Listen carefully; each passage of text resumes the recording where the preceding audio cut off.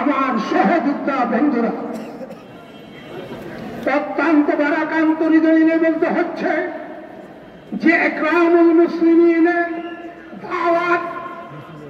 দাওয়াত ও তাবলীগের মাধ্যমে আমরা দিই ওই শাহ সাহেবের গ্রুপ আমাদের দেশের এই সন্ত্রাসী বাহিনীরা বিগত 18 ডিসেম্বর দিবাগত রাত্রে ইকরামুল মুসলিমের স্লোগান দিয়ে তারা আমাদের ঘুমন্ত তাহাজ্জুদরত উলামায়ে কেরাম এবং মুসল্লিদের উপরে সন্ত্রাসী হামলা করেছে।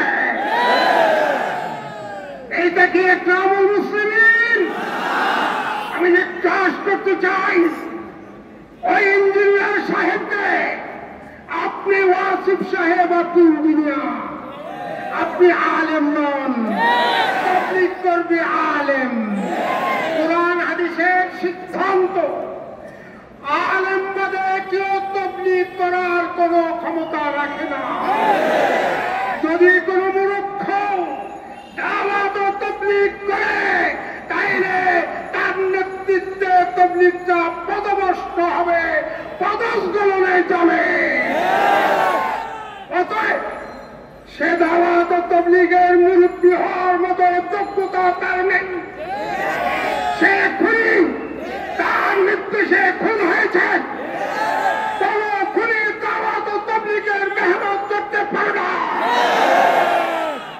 অতএব আমি সরকারকে বলতে চাই, মহামান্য প্রধান উপদেষ্টা এবং উপদেষ্টা মন্ডলী, আপনারা আমাদের রক্তের উপরে সওয়ার হয়ে ক্ষমতায় আছেন। এই দেশের আলেমরা 13 সালে রক্ত দিয়েছে, 18 দিয়েছে, 21 দিয়েছে, 24 দিয়েছে। দেশ স্বাধীন হওয়ার পরে এই আমরা টঙ্গিতে 3 বারে রক্ত দিয়েছি। তাই আমাদের রক্তের সাথে গাদ্দারি করবেন না। বৈষম্য দূর করার জন্য এসেছেন। তাবলীগের মধ্যে 2 ভাগ করা, এটা বৈষম্য। তাবলীগ কোন ভাগ নেই, তাবলীগ একটাই। সেটা হবে উলামায়ে কেরামের নেতৃত্বে। কোন জাহেলের নেতৃত্বে তাবলীগ হতে পারে না।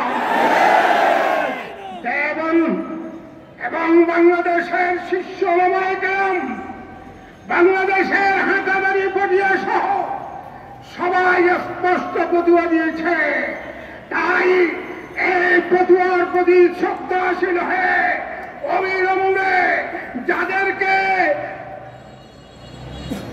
গ্রেফতার না করে জামিন দিয়েছেন 24 ঘন্টার মধ্যে গ্রেফতার করে। অন্যথায় তাদের জামিন যদি বাতিল না করেন, অন্যথায় কোন কঠিন কর্মসূচি যদি উলামায়ে কেরাম হাতে নেয়, এর যদি কোন পরিস্থিতি সৃষ্টি হয়, এর দায়িত্ব ইউনূস সাহেব আপনাকে ধরে। বন্ধুরা আমার, পরিষ্কার কথা আমার, তাবলীগ কোত্থেকে হয়? মসজিদ থেকে। বাংলাদেশের সকল মসজিদ উলামায়ে কেরামের আন্ডারে, নিয়ন্ত্রণে। তাহলে নিয়মতান্ত্রিক ভাবে, গণতান্ত্রিক ভাবে, গণতন্ত্র হিসাবে দেশে গণতান্ত্রিক সরকার আসবে। যারা নির্বাচনে বেশি আসন পাবে তারা সরকার গঠন করবে, তারা দেশ চালাবে। আমাদের দেশে মসজিদগুলো আমাদের হাতে, আমাদের হাতে। অতএব গণতন্ত্রের প্রতি শ্রদ্ধাশীল হয়ে সকল মসজিদে শুধু একমাত্র উলামায়ে কেরামের তত্ত্বাবধানে তাবলীগ চলবে, আর কোন তাবলীগ চলতে দেওয়া হবে না।